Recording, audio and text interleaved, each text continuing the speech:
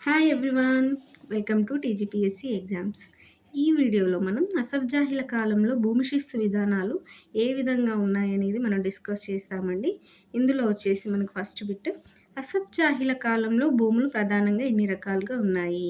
So Asaf జాహీల కాలంలో భూములు ప్రధానంగా 3 రకాలు ఉన్నాయండి. అంటే మొత్తం 3 రకాలని కాదు, ప్రధానంగా 3 రకాలుగా మనం డివైడ్ చేసుకున్నాము. అందులో మనకు ఫస్ట్ వచ్చేసరికి మనకి కల్సా లేదా దివానీ భూములండి. రెండవది వచ్చేసరికి మనకి సర్ఫకాస్ భూములు, 3 జాగీరు భూములండి. సో ఇలా 3 రకాల భూములున్నాయి. కల్సా దివానీ భూములు అంటే ఏంటి అనంటే మనకి ఇవి నిజాం గవర్నమెంట్ సూపర్విజన్‌లో ఉన్న భూములండి. సో ఈ ఈ భూముల నుంచి వచ్చిన ఏదైతే ఇన్‌కమ్ ఉంటదో, ఏదైతే మనకు శిస్తు వసూలు చేయబడిన శిస్తు ఉంటదో, అది మనకి నిజాం గవర్నమెంట్‌కి పోతదండి. ఈ భూముల నుంచి వచ్చిన ఇన్‌కమ్. సో అందుకే వీటిని కల్సా లేదా దివానీ భూములు అంటాం. ఇవి నిజాం గవర్నమెంట్ సూపర్విజన్‌లో ఉంటాయి ఈ భూములు. రెండోది వచ్చేసరికి సర్ఫకాస్ భూములండి. సర్ఫకాస్ భూములు అంటే ఏం లేదండి. ఇది నిజాం గవర్నమెంట్ భూములైతే నిజాం గవర్నమెంట్‌కి సంబంధించిన భూములైతే, సర్ఫకాస్ భూములు వచ్చేసరికి మనకి నిజాం యొక్క సొంత భూములు లేదా వ్యక్తిగతమైన భూములండి. సో వ్యక్తిగతమైన భూములు అంటే ఆయన సొంతం కాబట్టి ఆ భూముల నుంచి వచ్చిన శిస్తు గానీ, లేదా ఇన్‌కమ్ గానీ ఏదైతే ఉందో అది ఆయన వ్యక్తిగతంగా వాడుకుంటాడు. గవర్నమెంట్‌కి ఏం చెల్లించడు. ఆయన వ్యక్తిగత ఖర్చుల కోసం వాడుకుంటాడు కాబట్టి, ఈ సర్ఫకాస్ భూములనేవి నిజాం యొక్క సొంత భూములు లేదా వ్యక్తిగతమైన భూములండి. మనకి థర్డ్ టైప్ వచ్చేసరికి జాగీరు భూములండి. ఈ జాగీరు భూములు అంటే ఏంటంటే, నిజాం గవర్నమెంట్ ఎవరైనా వ్యక్తులకు గానీ, సంస్థలకు గానీ ఇవ్వబడిన భూములని జాగీరు భూములు అంటారండి. సో ఈ జాగీరు భూముల మీద ఆ వ్యక్తులకు ఏమన్నా యాజమాన్య హక్కు ఉంటదంటే, యాజమాన్య హక్కు ఉండదండి. కానీ వాళ్ళకి ఆ భూముల నుంచి భూమి శిస్తు వసూలు చేసుకునే అధికారం ఉంటదండి. సో అట్లా జనరేట్ అయిన ఇన్‌కమ్ నుంచి వాళ్ళు వసూలు చేసిన శిస్తు నుంచి వారు ఏ సేవలైతే చేస్తున్నారో ఆ సేవలకు, ఖర్చులకు ఉపయోగించుకోవచ్చు. లేదా వాళ్ళ వ్యక్తిగత ఖర్చులకు ఉపయోగించుకోవచ్చు. అలా ఏదైనా వేరే కారణాలకి ఉపయోగించుకోవచ్చండి. సో ఈ జాగీరు భూములు అంటే ఏంటి అనంటే, మనకి నిజాం గవర్నమెంట్ ఎవరైనా వ్యక్తులకు గానీ, సంస్థలకు గానీ ఇవ్వబడిన భూములు. ఎందుకు ఇస్తారు అంటే చాలా కారణాలండి. సో ఆ కారణాలను బట్టి ఏ కారణం చేత ఇవ్వబడ్డాయి ఆ భూములు అనే దాన్ని బట్టి గూడా మనకు జాగీరు భూములు ఎన్ని టైప్‌లనేది మనం తర్వాత డిస్కస్ చేసుకుంటాం. ఫస్ట్ ఆఫ్ ఆల్ మనం ఈ టాపిక్ డిస్కస్ చేసే ముందు నేను ఈ టాపిక్ గురించే ఫస్ట్ వీడియో ఒకటి పెట్టానండి. ఈ ఈ టాపిక్‌లో ఫస్ట్ వీడియోలో నేను మొత్తం మనకి నిజాం కాలంలో నిజాం రాజ్యంలో ఉన్న భూముల రకాలు, అదేవిధంగా భూమి శిస్తు విధానాలు ఎలా ఉన్నాయని మీకు డయాగ్రామ్ రూపంలో వివరించా అండి. ఫస్ట్ ఆ వీడియో చూసాక మీరు ఈ వీడియో చూస్తే మీకు ఇంక ఇది ఈజీగా అర్థమవుతది అనుకుంటున్నా అండి. నెక్స్ట్ మనం సెకండ్ బిట్ వచ్చేసరికి కల్సా ఆర్ దివానీ భూములని, రైతువారి భూములని గూడా అంటామండి. సో కల్సా, దివానీ భూములను, రైతువారి భూములని గూడా ఎందుకు అంటామంటే, ఈ కల్సా లేదా దివానీ భూములలో మనకు రైతువారి విధానం అమల్లో ఉంది గాబట్టి రైతువారి భూములని గూడా అనుకుంటామండి. సో ఇవేంటి నిజాం గవర్నమెంట్ ప్రత్యక్ష పాలనలో ఉంటాయి. అంటే నిజాం గవర్నమెంట్ సూపర్విజన్‌లో ఉంటాయని డిస్కస్ చేసాం గదండీ! అదే ఇది. ఈ ప్రాంతం నుంచి వచ్చిన ఆదాయం ప్రభుత్వ ఖజానాకి మాత్రమే చెందుతుంది. సో ఇది మనం డిస్కస్ చేసామండి. నెక్స్ట్ బిట్ వచ్చేసరికి సర్ఫకాస్ భూమిలో సర్ఫకాస్ అంటే అర్థం ఏంటి? సో సర్ఫకాస్ భూములంటే మనకి నిజాం యొక్క వ్యక్తిగత భూములు అనుకున్నాం గదా అండి! సో మరి ఈ సర్ఫకాస్ భూమిలో సర్ఫకాస్ అంటే అర్థం ఏంటంటే, ఫస్ట్ సర్ఫకాస్ అనేది ఏ పదం అంటే ఇదొక అరబిక్ పదం అండి. ఇక్కడ గుర్తుంచుకోవాల్సింది ఏంటి మనము, ఇది ఒక తెలుగు పదం గాదు, ఉర్దూ పదం గాదు, పర్షియన్ పదం గాదు. సో మనం కన్‌ఫ్యూజ్ అవుతాం. ఎందుకంటే ఇది ఆహ్, మనకు తెలంగాణలో ఎక్కువ వాడుకలో ఉన్న భాషల్లోనే ఉండుంటదని అనుకుంటాము. సో పర్షియన్ గాదు, ఉర్దూ గాదు, తెలుగు గాదు. ఏంటి మరి అంటే అరబిక్ అండి. సో సర్ఫకాస్ అనేది అరబిక్ పదము. మరి ఈ పదానికి అర్థం ఏంటి అంటే వ్యక్తిగతమైనది అని అర్థమండి. అందుకే గదా మనం సర్ఫకాస్ భూములు అంటే మనకి నిజాం యొక్క వ్యక్తిగత భూములు అని డిస్కస్ చేసాము. సో సర్ఫకాస్ అర్థం ఏంటి? వ్యక్తిగతమైనది. ఏ భాషలో దీనికి ఈ అర్థం వచ్చింది అంటే అరబిక్ భాషలో అండి. సో ఈ సర్ఫకాస్ భూముల నుంచి వచ్చిన ఆదాయం ఏదైతే ఉంటదో అది మనకి నిజాం యొక్క ప్రైవేట్ వ్యయానికి ఆయన సొంత ఖర్చులకు వాడుకుంటామని మనం ఆల్రెడీ డిస్కస్ చేసుకున్నాము. సో అదే ఇదండి. నిజాం సొంత భూములు, నిజాం వ్యక్తిగత ఖర్చులకు వాడుకునే భూములివి. నెక్స్ట్ వచ్చేసరికి మనకి ఫోర్త్ బిట్. సర్ఫకాస్ భూములపై పరిపాలనాధికారి ఎవరు? సో ఈ సర్ఫకాస్ భూములపై పరిపాలనాధికారి ఎవరు అంటే, ఇప్పుడు నిజాం యొక్క వ్యక్తిగత భూముల మీద ఉన్న పరిపాలనాధికారి ఎవరు అంటే, డైరెక్ట్ నిజాం ఆజ్ఞలతో ఒక వ్యక్తి పనిచేస్తాడండి. ఎవరు అతను అంటే సదర్ ఉల్ మొహం. ఈ సదర్ ఉల్ మొహం అనే వ్యక్తి మనకు నిజాం ఆజ్ఞలతో నిజాం యొక్క సొంత భూముల పైన పరిపాలనాధికారిగా ఆయన పనిచేస్తాడండి. నిజాం ఎలా చెప్తే అలా పనిచేస్తాడు. సో ఆయన ఆ అధికారిని ఏమంటారంటే సదర్ ఉల్ మొహం అని పిలుస్తారండి. సో ఈ అంతేకాకుండా ఈ సర్ఫెకాస్‌కు ప్రధాన కేంద్రం ఏంటి అనంటే, మీ సర్ఫెకాస్ భూమిలో ప్రధాన కేంద్రము దారుల్ షిఫా అండి. దారుల్ షిఫా అనేది మనకి సర్ఫెకాస్ యొక్క ప్రధాన కేంద్రము. నెక్స్ట్ బిట్ వచ్చేసరికి మనకి జాగీర్ భూమిలో జాగీర్ ఏ పదము? సో, మనం ఇప్పుడు సర్ఫెకాస్ భూమిలో సర్ఫెకాస్ గురించి డిస్కస్ చేసాం. ఇప్పుడు జాగీర్ భూమిలో జాగీర్ ఏ పదం అంటే, జాగీర్ వచ్చేసరికి పర్షియన్ పదం అండి. సో, మనకి ఏంటి ఇక్కడ డిఫరెన్స్ ఏంటంటే, సర్ఫెకాస్ అనేది మనకి అరబిక్ పదము. మనకి జాగీర్ అనొచ్చేసరికి పర్షియన్ పదమండి. సో, నిజాంకి సేవ చేసిన వారికిచ్చిన భూములు జాగీర్దార్ భూములు.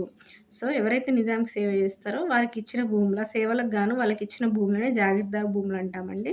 ఇక్కడ ఇంకా గుర్తుంచుకోవాల్సిన విషయం ఏంటంటే, జాగీర్దార్ భూములపై భూమి హక్కులు ఉండవండి. కానీ శిస్తు వసూలు చేసుకునే అధికారం ఉంటది. వారికి భూమి మీద ఏం భూ యాజమాన్య హక్కు ఉండదు. కాకపోతే ఆ భూమి నుంచి వచ్చిన శిస్తుని వసూలు చేసే అధికారాన్ని ఇస్తారండి జాగీర్దార్ భూముల పైన. అవే జాగీర్ భూములు. సో, ఫస్ట్ టైమ్ మరి జాగీర్ పదం వాడినది ఎవరు?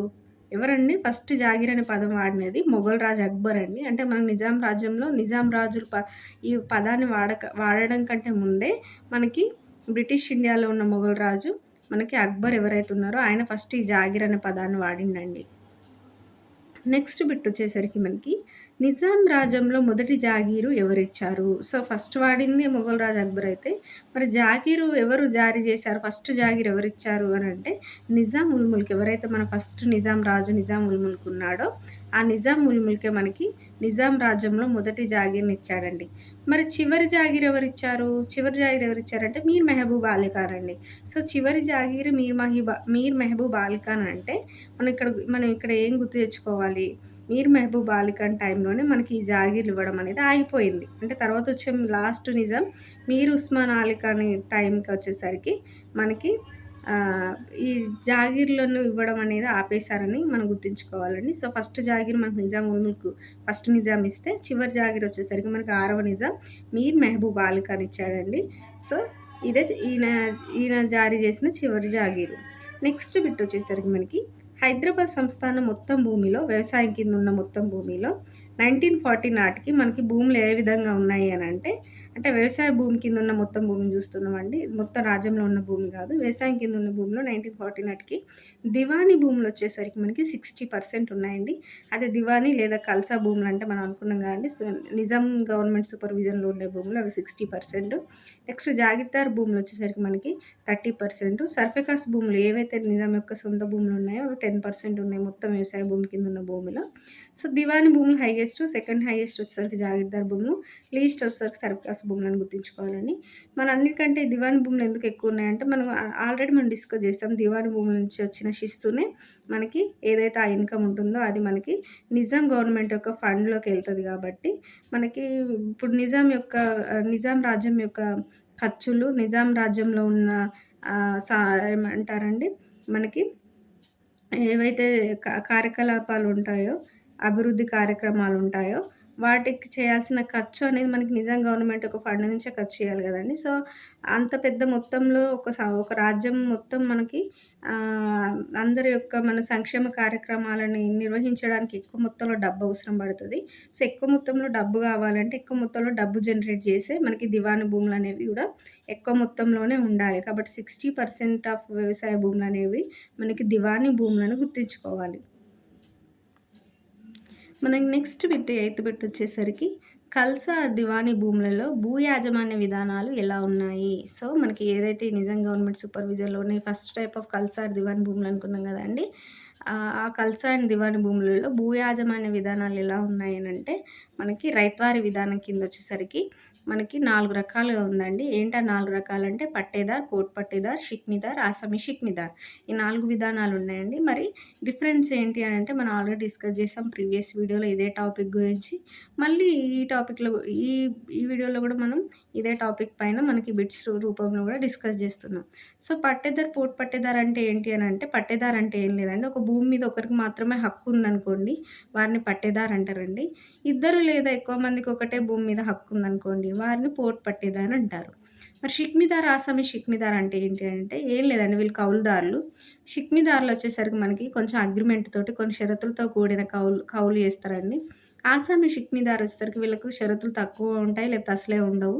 సో, ఎటువంటి అగ్రిమెంట్ లేకుండా వీళ్ళు తాత్కాలికంగా చేసే కౌలుని ఆసామి షిక్మీదారులంటారండి. ఎవరైతే తాత్కాలికంగా కౌలు చేస్తారో ఎటువంటి అగ్రిమెంట్స్, సెక్యూరిటీ లేకుండా వారిని ఆసామి షిక్మీదారులు అంటారు.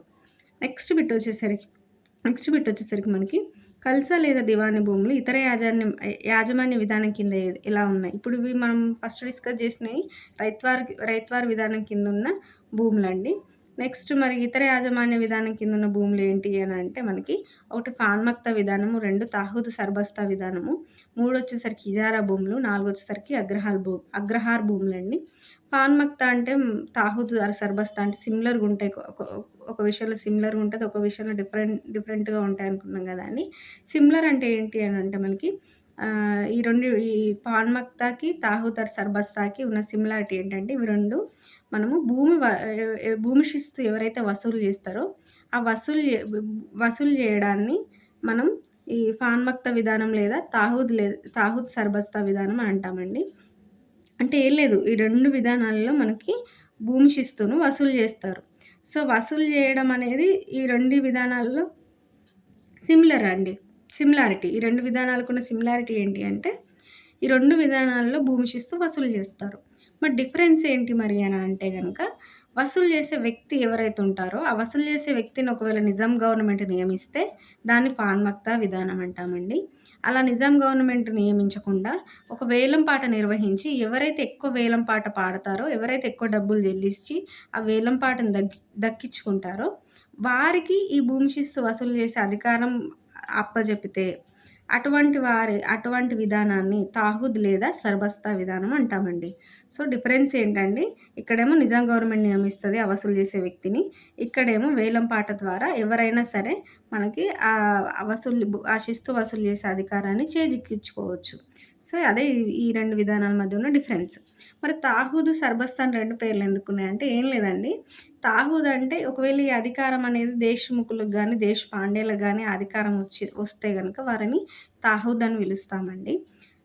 దేశ్‌పాండేలు గాకుండా ఎవరికైనా జమీందారికి గనక అధికారం వేలంపాట ద్వారా వస్తే వారిని సర్బస్తా అని పిలుస్తామండి. అంతే డిఫరెన్స్.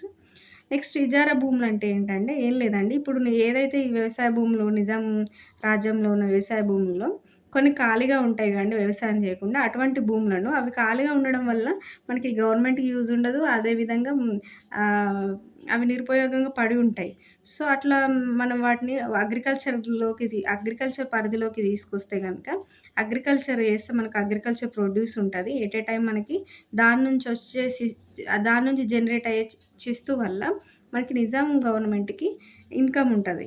సో, అప్పుడేంటి ఖాళీగా ఉన్న భూములని తక్కువ తక్కువ రేటు కౌలుకి ఫస్ట్ ఆహ్, ప్రజలు ఎవరికైనా సరే ఎవరైతే కౌలు చేయాలనుకుంటున్నారో వారికి తక్కువ రేటు కౌలుకి ఆ ఖాళీ భూములనిచ్చి వారు వ్యవసాయం చేసిన తర్వాత ఒక 30, 40 ఇయర్స్‌కి పూర్తి కౌలుకి మారుస్తారండి. సో, ఎందుకు మరి తక్కువ రేటుకి ఇస్తారు అంటే ఏం లేదండి, నిరుపయోగంగా లేదా ఖాళీగా ఉన్న భూములను వ్యవసాయ భూముల కింద మార్చడానికి ఎట్ ఏ టైమ్ గవర్నమెంట్‌కి గూడా కొంచెం ఇన్‌కమ్ శిస్తు రూపంలో కొంచెం ఇన్‌కమ్ రావడానికి అండ్ ఆ భూముల నుంచి గూడా ఏమంటారు అగ్రికల్చర్ ప్రొడ్యూస్ జనరేట్ అవ్వడం కోసము. అంటే అప్పుడున్న జనాభాకు కావాల్సిన ఆహార పదార్థాలు గానీ, ఫుడ్ గానీ మనకి కావాలనంటే అగ్రికల్చర్ ప్రొడ్యూస్ గూడా ఎక్కువుండాలి గదండీ! సో, అందుకని ఖాళీగా ఉన్న భూములను వ్యవసాయ భూములుగా మార్చడానికి ఈ ఇజారా భూములను ఇచ్చిర్రండి. ఇజారా భూములు ఎంత రేట్ ఆఫ్ ఇంట్రెస్ట్‌కి ఇచ్చారంటే తక్కువ కౌలుకి ఇచ్చేవాళ్ళు స్టార్టింగ్‌లో ఒక 30, 40 ఇయర్స్ వచ్చిన తర్వాత పూర్తి కౌలుకు మార్చేవారు. సో, నెక్స్ట్ అగ్రహారం అంటే ఏంటి అంటే అగ్రహారాలనేవి మనకి ఈ ఇజారా భూములనేది ఎవరికైనా ప్రజలకి ఇయ్యొచ్చండి కౌలుకి. అగ్రహారాలొచ్చేసరికి ఎవరైతే హిందూ దేవాలయాలను డెవలప్ జేస్తారో వారికి మాత్రమే ఈ అగ్రహారాలన్నీ కౌలుకిచ్చేవాళ్ళండి. హిందూ దేవాలయాలని సాధారణంగా ఎవరండి మనకి డెవలప్ జేసేది పూజారులు గదండీ! సో, ఆ పూజారులకి మనకి ఈ అగ్రహారాలు అనే భూములని మనకి తక్కువ కౌలుకిచ్చేవాళ్ళండి. ఆ కౌలు గూడా మనకేంటంటే 30 ఇయర్స్‌కొకసారి వాళ్ళు ఫిక్స్ చేసేవాళ్ళు. అంటే 30 సంవత్సరాల దాకా ఒకటే కౌలుండేది. 30 సంవత్సరాలకు ఒకసారి నిజాం కాలంలో ఎంత కౌలివ్వాలి అనేది మళ్ళీ డిసైడ్ చేసేవాళ్ళు, చేంజ్ చేసేవాళ్ళు. సో, ఇదండి మొత్తం ఖాన్ మక్తా, తాహుదర్ సర్బస్తా అనేది శిస్తు వసూలు చేసే వ్యక్తి విధానాన్ని బట్టి మనకు డివైడ్ అయినాయి. ఇజారా, అగ్రహార భూములనేటివి మనకి సాధారణ ప్రజలకి ఎవరికైనా సరే తక్కువ కౌలుకిస్తే ఇజారా భూములు. అలా గాకుండా ఎవరైతే హిందూ దేవాలయాలకి ఆహ్, పా డెవలప్‌మెంట్‌కి పాటుపడతారో వాళ్ళకి తక్కువ కౌలుకిచ్చే భూములని అగ్రహార భూములంటారని మనం డిస్కస్ చేసుకున్నామండి. ఇప్పుడు మనం నెక్స్ట్ బిట్ వచ్చేసరికి కలసేతర భూములు. ఈ కలసేతర భూముల్లో మనకి ఏంటంటే మనం ఆల్రెడీ చదువుకున్నది సెకండ్ టైప్ సర్ఫేకాస్ భూములు, థర్డ్ జాగీర్ అనుకున్నాం గదండీ! కలసేతర కిందకొచ్చేసరికి ఇవి 2 ఉంటాయండి. సర్ఫేకాస్, జాగీరు. కల్సా అంటేనేమో కల్సా లేదా దివానీ భూములు. అది ఫస్ట్ టైపు. మనకి కలసేతర భూముల్లోకొచ్చేసరికి మనకి సర్ఫేకాస్ అండ్ జాగీర్ 2 టైప్స్ ఉంటాయండి. సర్ఫేకాస్ అంటే మనం ఆల్రెడీ డిస్కస్ చేసుకున్నాం. మరి జాగీర్‌లంటే ఏంటి అనంటే, జాగీర్ ఏం లేదండి. మనకి నిజాం గవర్నమెంటు ఎవరైనా వ్యక్తులకు భూమిని దానం జేయడం గానీ, భూమిని ఇవ్వడం గానీ, ఏదైనా పర్పస్ మీద భూమిని ఇవ్వడం గానీ జేస్తే గనక వాటిని జాగీర్లు అంటాం అనుకున్నాం గదండీ!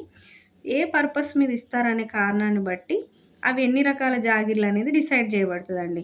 సో, ఏ పర్పస్ మీద ఇచ్చారనే దాన్ని బట్టి. సో, అలా ఎన్ని ఉన్నాయి మనకి అంటే, ఒకటి పాయగా లేదా జమియత్ జాగీర్లు ఒక టైప్ అండి. నెక్స్ట్ టైప్ వచ్చేసరికి అల్తంగా జాగీర్లు. మనకి థర్డ్ టైప్ వచ్చేసరికి జాత్ జాగీర్లు. ఫోర్త్ వచ్చేసరికి తనఖా జాగీర్లు. 5 వచ్చేసరికి మనకు మష్రూతీ జాగీర్లు. సిక్స్త్ వచ్చేసరికి మనకు మదర్‌మాష్ జాగీర్లు. సో, ఇక్కడ మనకి ఎన్ని టైప్స్ ఆఫ్ జాగీర్లున్నాయని డిస్కస్ చేసుకున్నాం. మనం ఆ టైప్ ఆఫ్ జాగీర్ గురించి మనం ఇండివిడ్యువల్‌గా డిస్కస్ చేసేటప్పుడు ఇంకా దాని గురించి డీటెయిల్‌గా డిస్కస్ చేస్తాం. నెక్స్ట్ థర్డ్ టైప్ వచ్చేసరికి పేష్కాస్ అండి. ఫోర్త్ టైప్ వచ్చేసరికి మనకి ఈనాం అండి. ఇవన్నీ మనకి కలసేతర భూముల కిందున్న భూములు. సర్ఫేకాస్ మనకు తెలుసు నిజాం వ్యక్తిగత భూములు. జాగీర్ అంటే నిజాం గవర్నమెంట్ ఎవరైనా వ్యక్తులకు ఇచ్చిన భూములు ఏదైనా పర్పస్ మీద. నెక్స్ట్ థర్డ్ పేష్కాస్ అంటే ఏం లేదండి. నిజాం రాజ్యంలో ఉన్న సంస్థానాలు ఏవైతే ఉంటాయో మనకి ఆ 14 సంస్థానాలు ఉన్నాయని చదువుకున్నాం గదండీ! ఆ 14 సంస్థానాలు మనకి నిజాం గవర్నమెంట్‌కి కట్టే శిస్తుని మనం పేష్కాస్ అంటామండి. మరి ఈనాం భూములంటే అంటే ఈనాం భూములు ఏం లేదండి. ఇవి ఎవరికైనా నిజాం నవాబ్ గాని, నిజాం గవర్నమెంట్ గాని ఎవరికైనా దానంగా లేదా బహుమానంగా ఇవ్వబడిన భూములను ఈనాం అంటామండి. ఇప్పుడు దానం చేసాం, బహుమానం చేసామంటే మళ్ళీ తిరిగి తీసుకుంటామండి. మనం ఎవరికైనా దానంగా ఇచ్చినామంటే అది వాళ్ళకే సొంతమని గదండీ అర్థం. మనం ఎవరికైనా దానం ఇచ్చాము అంటే. ఇప్పుడు మనం ఎవరికైనా దానం జేసి మళ్ళీ మాది మాకివ్వండి అని తీసుకోము గదా! అట్లా ఈనాం భూములంటే ఏంటంటే సొంతంగా ఉంటాయి. అంటే వాళ్ళకి ఆ భూముల మీద యాజమాన్య హక్కు ఉంటదండి.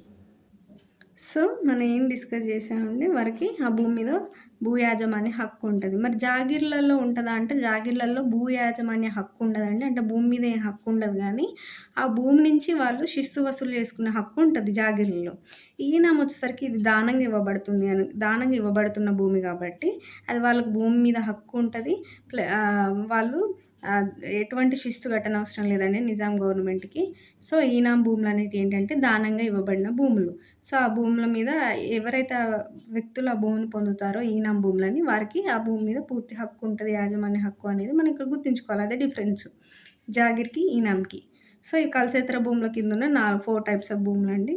నెక్స్ట్ వచ్చేసరికి మనకి పట్టేదారు ఎవరు?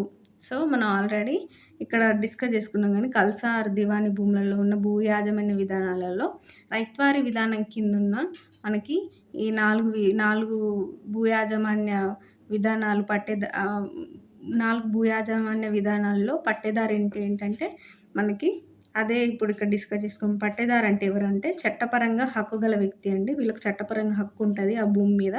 అంతే విధంగా ఎప్పటిదాకా వారికి చట్టపరంగా హక్కు ఉంటదంటే వారు భూమి శిస్తు చెల్లించినంత వరకు వారికి ఆ భూమి మీద హక్కు ఉంటదండి. ఇప్పుడు పట్టేదారు వారికి ఆ భూమి మీద పట్టా ఉన్నంత మాత్రాన వారు పట్టేదారు గారండి. ఆ పట్టా ఉండాలి. ఎట్ ఏ టైమ్ వాళ్ళు ఏ భూమి మీద అయితే వాళ్ళకి పట్టా ఉందో, చట్టపరంగా హక్కుందో, వాళ్ళు ఆ భూమికి సంబంధించిన శిస్తుని ఎప్పటిదాకా చెల్లిస్తారో అప్పటిదాకా వాళ్ళకి చట్టపరంగా హక్కుంటది. పట్టేదారవుతారండి.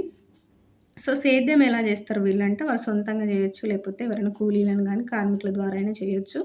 అమ్మకం మీద హక్కు ఉంటదా అంటే, అమ్మకం చేసే హక్కు ఉంటదండి వీళ్ళకి పట్టేదారులకు. వాళ్ళకి పట్టా ఉంటది కాబట్టి, వాళ్ళకి అమ్ముకునే హక్కు ఉంటది.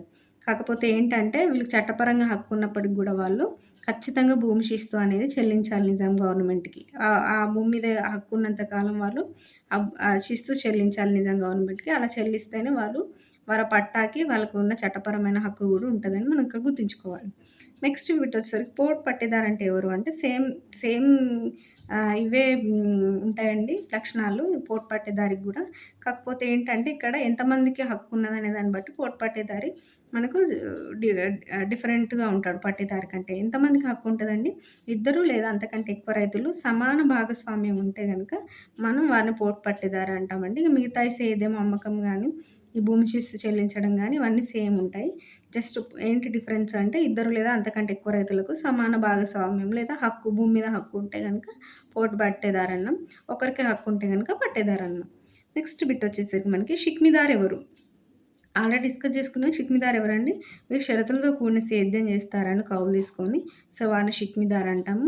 ఈ యజమాని ఎవరైతే భూమి మీద హక్కున్న యజమాని ఎవరైతే ఉంటారో వారు ఈ సేద్యం చేసే వారికి ఇస్తారండి. అంటే కౌలుదారులకు ఇస్తారు కౌలు చేసుకోమని భూమిని. సో, వాళ్ళు కౌలు ద్వారా ఈ షరతులతో కూడిన కౌలు ద్వారా వీళ్ళు సేద్యం చేస్తారు.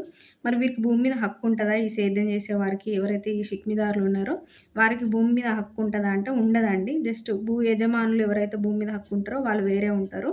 ఈ సేద్యం చేసేవారు మాత్రం కౌలు విధానం కింద వారికి ఎటువంటి హక్కు ఉండదు. జస్ట్ కౌలు చేస్తారండి. కౌలు చేసి కౌలు చేసిన తర్వాత వాళ్ళు ఏ షరతులతో కూడిన కౌలు చేశారో ఆ షరతులను బట్టి వారు ఎంత శిస్తు కట్టాలి, వాళ్ళకి భూ యజమానికి ఎంత డబ్బులివ్వాలి, లేకపోతే ఎన్ని సంవత్సరాలు సేద్యం చేయాలి, ఎన్ని పంట కాలాలకు సేద్యం చేయాలనేది వాళ్ళు డిసైడ్ అవుతారండి. ఇక ఫస్ట్ షరతులతో కూడిన సేద్యం అన్నాం కదండీ! ఆ అగ్రిమెంట్‌లోనే వీళ్ళు డిసైడ్ అవుతారు. ఎవరు ఈ భూ యజమాని గాని, ఈ సేద్యం చేసే వాళ్ళు ఎవరైతే కౌలుదారులు ఉన్నారో వాళ్ళు డిసైడ్ అవుతారు. సో, వీరికి భూమి మీద హక్కు ఉండదన్న విషయాన్ని గుర్తుంచుకోవాలి. కాకపోతే వీళ్ళు షరతులతో కూడిన సేద్యం చేస్తారు. ఆసామి షిక్మిదార్ అంటే ఏంటంటే ఎటువంటి షరతులు లేకుండా అంటే వీళ్ళకి షరతులు ఉండవు. లేకపోతే తాత్కాలికంగా సేద్యం చేస్తారండి. ఇక తాత్కాలికంగా సేద్యం చేసేదానికి షరతులు అవసరం లేదు, అగ్రిమెంట్లు అవసరం లేదన్నట్టుగా వీళ్ళు తాత్కాలికంగా సేద్యం చేస్తారు. మనకిక్కడ ఏంటి భూ యజమాని సేద్యం చేసే వరకే ఇస్తాడు. కాకపోతే ఇక్కడ ఏం గుర్తుంచుకోవాలి, ఇప్పుడు ఇక్కడ వీళ్ళకి ఎటువంటి షరతులు, అగ్రిమెంట్ లేదు కాబట్టి యజమాని ఎప్పుడైనా ఈ కౌలుదారుని ఎల్లగొట్టొచ్చండి. డిఫరెన్స్ ఏంటంటే షిక్మిదార్, ఆసామి షిక్మిదార్ ఒకటే డిఫరెన్స్ అండి. వీళ్ళు షరతులతో కూడిన కౌలు చేస్తారు. ఆసామి షిక్మిదార్లు వచ్చేసరికి మనకి ఎటువంటి షరతులు లేకుండా కౌలు చేస్తారు.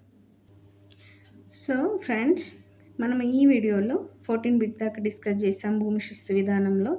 సో నెక్స్ట్ బిట్స్ అనేవి మనం నెక్స్ట్ వీడియోలో డిస్కస్ చేద్దాం. ఇక్కడితో ఈ వీడియో క్లోజ్ చేద్దాం. Thank you.